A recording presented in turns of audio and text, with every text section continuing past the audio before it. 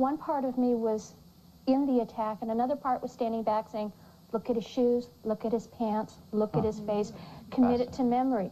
Because I knew that if I didn't do that, that my family, I had a small child down the hallway, that none of us had a chance. Serial killers don't always get the job done. Some victims have survived to tell the tale, and through their heroics have helped take down these killers. These are the stories of 10 people who escaped the deadliest serial killers. Welcome back to another exciting video.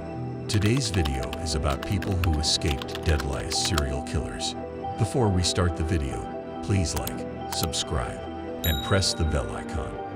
Lisa McPhee Noland. We usually associate serial killers as being master manipulators. In this case, the victim managed to trick the killer. On November 3rd, 1984, 17-year-old Lisa McPhee Noland was cycling home from work. She noticed a car closing in on her, and this car eventually crashed into her. She soon realized that the crash was no accident. Inside the car was Bobby Joe Long, one of Tampa's most notorious killers. And put the gun to my left temple. I yelled out, said, God, whatever you do, just don't kill me. I'll do whatever you want. She was abducted, and while being abducted, she had even planned to take her own life. One bad situation got me to another bad situation, to what saved my life. Because the night before, I'm doing my suicide note, and the next night, I'm fighting for my life. When describing what happened, she did not mince her words. For the next 26 hours, I was brutally raped by this monster. And I'm going to put it out there. It's not molestation, it's not sexual assault. It is rape. Despite this immense suffering, Lisa decided to throw the killer off guard. He mentioned that he had raped other women, and not that it made it okay. And I said, why are you doing this to me? He goes, because just to get back at women in general. I said, I'll be your girlfriend. This was a response that the killer did not expect. To use it psychologically to get inside his head and get to actually try to get him to see that I was a compassionate person. 35 years on, the tables have turned. Long is now facing execution, and he is the one being killed, while Lisa has now become a respected officer of the law.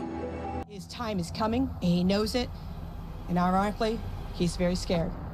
Corazon Amurao. Escape was not a tale of fighting and fleeing a serial killer. Simply forgot about her. At 11:00 p.m. on July 13th, 1966, Richard Speck broke into a dormitory for student nurses in Chicago. He knocked on each door asking desperately for help. He knew that a student nurse with a loving nature would be quick to reply. He soon knocked on the door of Z.A. Morel, a woman who had traveled over from the Philippines to the U.S. When Amurao answered, he had a pistol and a knife. He rounded her up alongside other nurses, and they were all tied up using their bed sheets. One by one, Speck took each nurse out to a room, where he killed them. While Speck was away, Amurao took this opportunity to sneak into another room and hide under the bed. When Speck committed these crimes, he was under the influence of drugs and alcohol. He simply forgot how many women he had rounded up.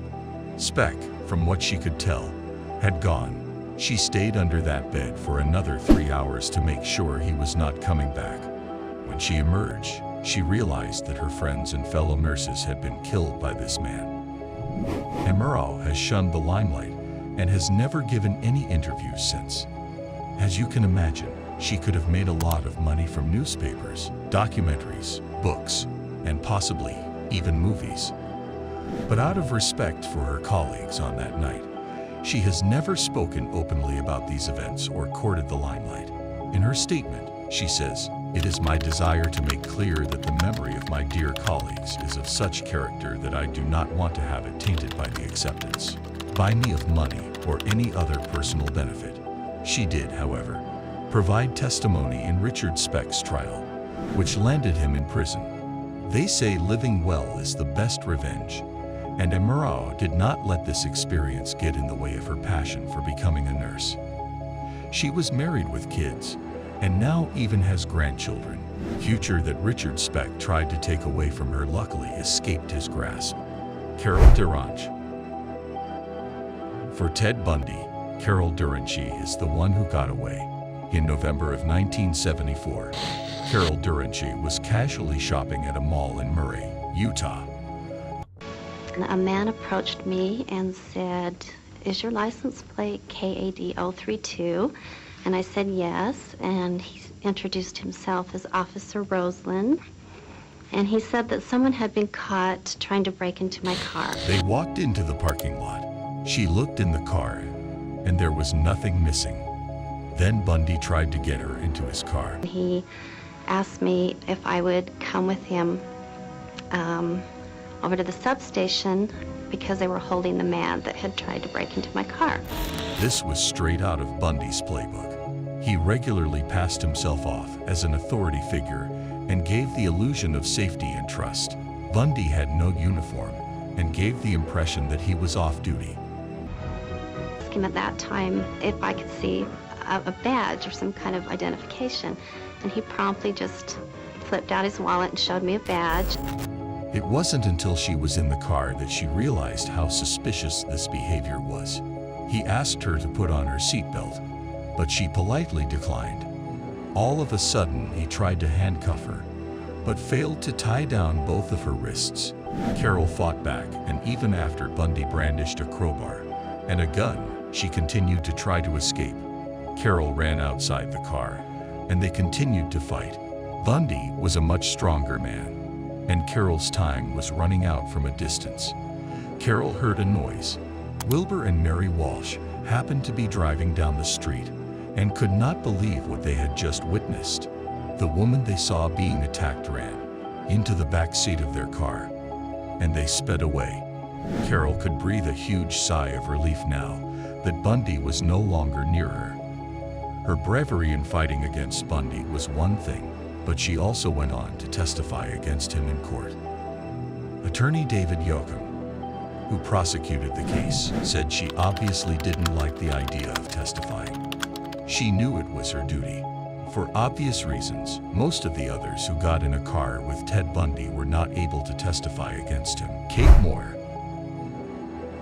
So far, we have been talking about people fleeing a suicide. But what if there's more than one person they need to escape from? Kate Moir is someone who managed to outsmart a serial killer couple. David and Catherine Birnie were a serial killer couple who were around in the 1980s in Perth, Australia. They preyed upon Kate Moir in the same way that they did most of their victims. She was just 17 years old and was brought back to their home. Here she was tortured and taken advantage of. She was handcuffed and had to sleep with both of them at night. She was held prisoner in their home. But the killer couple soon got sloppy. David had to leave for work every day, and Catherine was often alone with Kate. Kate decided to strike up a friendship with Catherine in the hopes of one day escaping. One day, when Catherine and Kate were on their own, there was a knock on the door. Catherine ordered Kate to go back to her room and stay quiet, but did not chain her to the bed. She quietly broke the lock on the bedroom window and fled the scene. Across the neighborhood, she banged on the doors and let out some screams.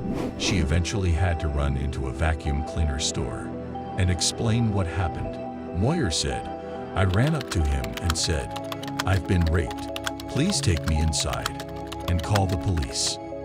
On November 10th, 1986, Moir gave a statement, but most people found it difficult to believe. In fact, the only other police officer that believed her claims was also another young police officer named Laura Hancock. She believed that Moir oozed honesty. There was no hesitation about her details, and she was very clear and concise about what happened. She told police that the movie Rocky was in the VCR player, and the tape on Dire Straits was. And the cassette player. Moir was so determined that she drew pictures while she was abducted and hid them in the house.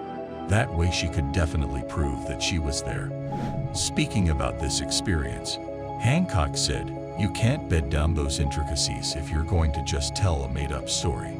She wasn't saying, "Oh my God, this is what I've just been through, poor me." It was just the focus of, "Listen to me, here's my story, this is why, this is how, and this is who. Go get them."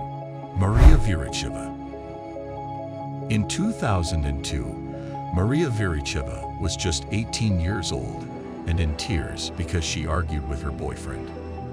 Unbeknownst to her, The man who had come over to comfort her when she was crying was the chessboard killer. Known for killing people he played chess with in the park. On that fateful day, he persuaded Maria to go for a walk in the park with him. What began as a pleasant stroll in the park soon became very clear as to what this man's intentions were when they reached an open sewer well. Pichushkin grabbed my hair and started banging my head against the wall. When I realized blood covered my face and I felt terrible pain, I knew he would kill me. He let her body fall into the sewage well. Pichushkin yelled, "Take a bath there," when seeing her fall. However, she managed to place her hands and feet on the side of the drain to stop her from falling further down. She discovered another well cover, but was too weak to open it. She shouted and screamed, and luckily for her, someone on the ground heard and lifted the manhole cover. She was brought to the hospital. However, the police officer did not bother investigating and reporting the crime. The officer was later jailed for doing this. Turns out that he wasn't an accomplice or sympathetic with a killer. He was simply a lazy man. Senior investigator Andrei Supranenko said his only motive was, "I do not want to work, that's all." As if things couldn't get any worse, Maria's boyfriend left her soon afterwards. Even though she was 3 months pregnant with his baby, he wanted nothing to do with her. Then, while casually wandering through a shop in the corner of her eye, she saw Pichushkin, his first love. "I realized that I must run," she said, "because he saw me too. I wanted to sink into the ground so he would not see me." She ran back to her apartment, and in 3 days she left that apartment. She did not have the correct documentation papers to live in Moscow, so she did not go to the police. She gave birth to her baby 6 months later, but the child was up for adoption. 4 years later, Pichushkin was finally caught. The person the police had failed to prosecute in 2002 was finally arrested. He was having his day in court, and Maria did not hesitate to testify against him. Thanks for watching the video. If you enjoyed it, please like, share, and subscribe to our channel for more exciting content.